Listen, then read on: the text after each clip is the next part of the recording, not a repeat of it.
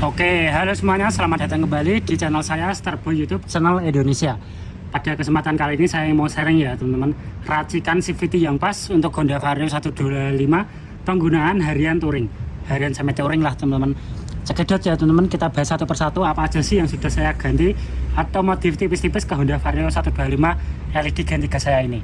Dan di sini saya akan menceritakan apa aja sih yang saya ganti untuk mesin standar di Honda Vario 125 LED ganti gas ini.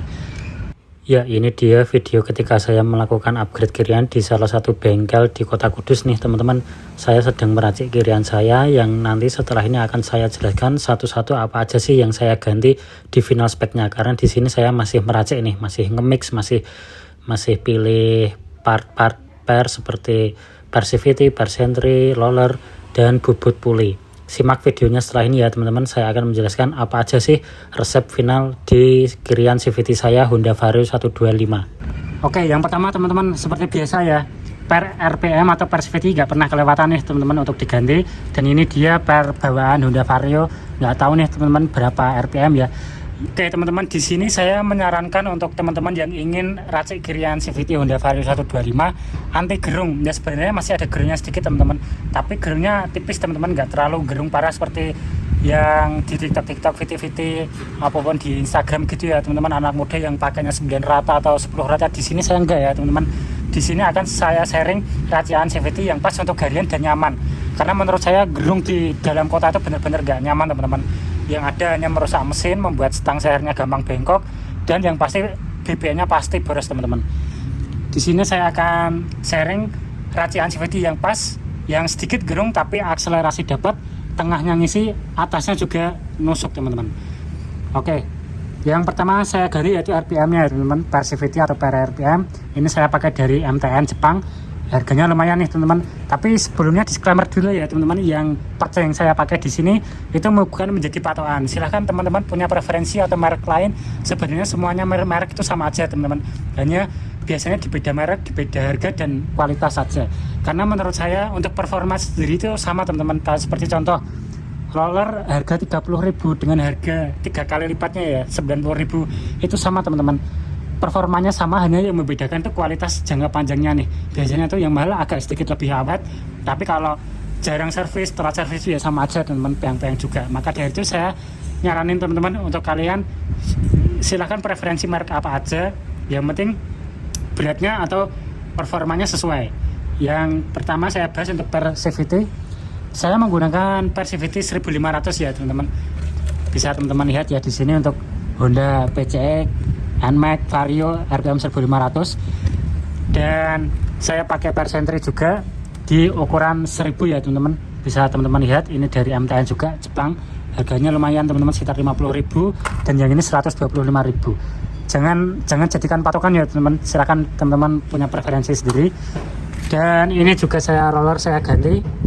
Ini bawaannya teman-teman sekitar 15 gram nih kalau nggak salah ya, 15 gram teman-teman untuk Vario 125 gen LED Gen 3 ini.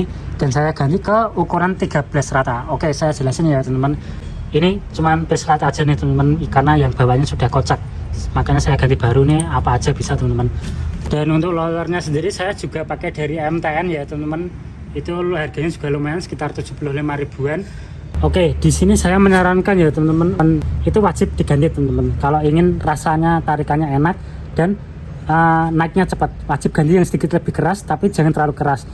Dan saya punya saran nih teman-teman, untuk yang teman-teman mesinnya masih standar, nggak perlu yang namanya ganti per sentry teman-teman. Per sentry itu sebenarnya nggak perlu banget untuk mesin yang masih standar dan motornya masih terhitung baru di bawah 1 tahun nih teman-teman. Karena saya ingin coba-coba aja, makanya saya ganti. Tapi sebenarnya teman-teman nggak ganti pun nggak apa-apa, karena RP per sentry itu sendiri cocoknya untuk motor yang sudah bore up atau stroke up teman-teman. Jadi bawahnya responnya itu lebih instan, tapi perlu yang namanya dorongan atau tenaganya lebih besar. Tapi untuk mesin standar saya tidak nyarani ya teman-teman. Ini silakan teman-teman jika mau mengikutin, jika enggak juga nggak apa-apa untuk per sentry. Tapi untuk per CVT wajib ya teman-teman. Dan saya sarankan kalau teman-teman nggak ganti per sentry, kasih aja yang 1200 teman-teman, jangan yang 1500. Karena menurut saya kalau teman-teman nggak ganti per sentry di mesin standar dan motornya masih baru, itu 1200 sudah cukup teman-teman. Jadi motor nggak terlalu ngegerung parah bawahnya, jadi teman-teman masih bisa dapatin torsi dari putaran bawah ya teman-teman, tanpa gurung-gurung gak jelas seperti itu. Dan ini saya pakai 1500 karena saya sudah ganti persentri, jadi untuk mengimbangi aja nih teman-teman. Tapi jika teman-teman pakainya 1200 itu lebih saya rekomendasikan tanpa perlu mengganti persentri di motor baru di usia masih di bawah 1 tahun ya teman-teman. Oke, yang selanjutnya roller yang saya ganti ya teman-teman. Kenapa alasan saya pilih 13 gram ketimbang 9 atau 10 gram rata di teman-teman VT-VT TikTok lainnya? Karena saya menghindari untuk gerung teman-teman, karena menurut saya gerung itu benar-benar gak cocok ya untuk di motor spek harian, untuk pemakaian harian, karena mesinnya terlalu bekerja lebih berat, yang pasti bensinnya lebih boros, dan untuk jangka panjangnya saya yakin mesinnya lebih cepat kena teman-teman, entah itu stang sehernya bengkok atau sehernya lecet, saya yakin teman-teman itu akan lebih mudah aus jangka panjangnya. Maka dari itu untuk penggunaan harian saya sarankan untuk teman-teman di angka 12 sampai 13 gram rata ya teman-teman, rata kuncinya. Jadi jangan disilang untuk pemakaian harian ya, kecuali teman-teman untuk pemakaian racing yang dibuka langsung disentak atau langsung habis, itu mix atau silang nggak apa-apa teman-teman untuk penggunaan racing ya atau performa. Tapi untuk penggunaan harian yang modelnya digas diurut-urut aja nyantai konstan, itu saya sarankan untuk penggunaan roller rata ya teman-teman, di angka 12 atau 13 gram. Kenapa saya pakai 13 gram? Karena itu ya teman-teman, saya menghindari dari gerung parah. Karena jika ingin teman-teman sedikit lebih narik bawahnya, itu saya sarankan ke 12 gram juga gak apa-apa, itu masih acceptable ya teman-teman. Di angka 12 gram rata itu masih enak, gak gerung parah.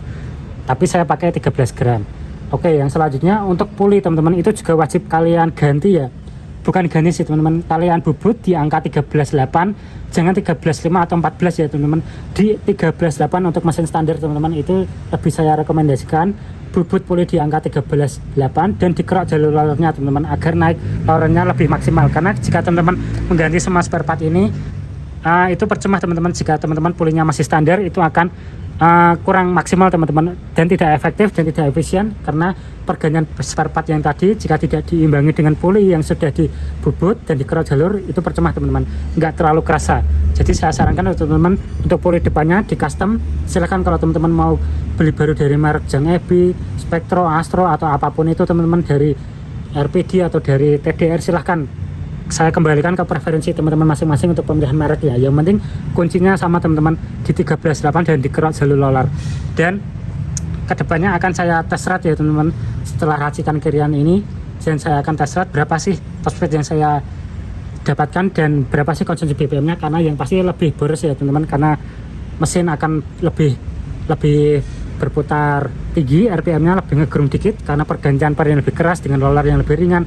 Saya yakin untuk konsumsi BBM-nya akan beda, dan tentunya akselerasi dan top speed-nya akan beda. Dan mungkin sekian gitu aja teman-teman video kali ini, pembahasan racikan CVT Honda Vario 125 harian untuk ngejar akselerasi dapat, tengahnya masih ngisi, atasnya nusuk.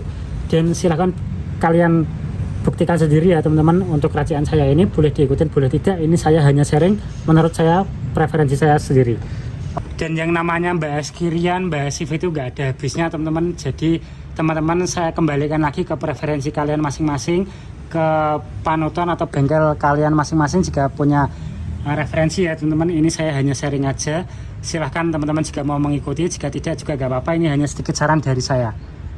Silahkan kalian bantu like jika menyukai video kali ini, dan silahkan kalian komen jika ada pertanyaan, dan jangan lupa di subscribe ya teman-teman jika ada pertanyaan. Oke, mungkin sekian gitu aja video kali ini teman-teman dari saya. Terima kasih sudah menonton.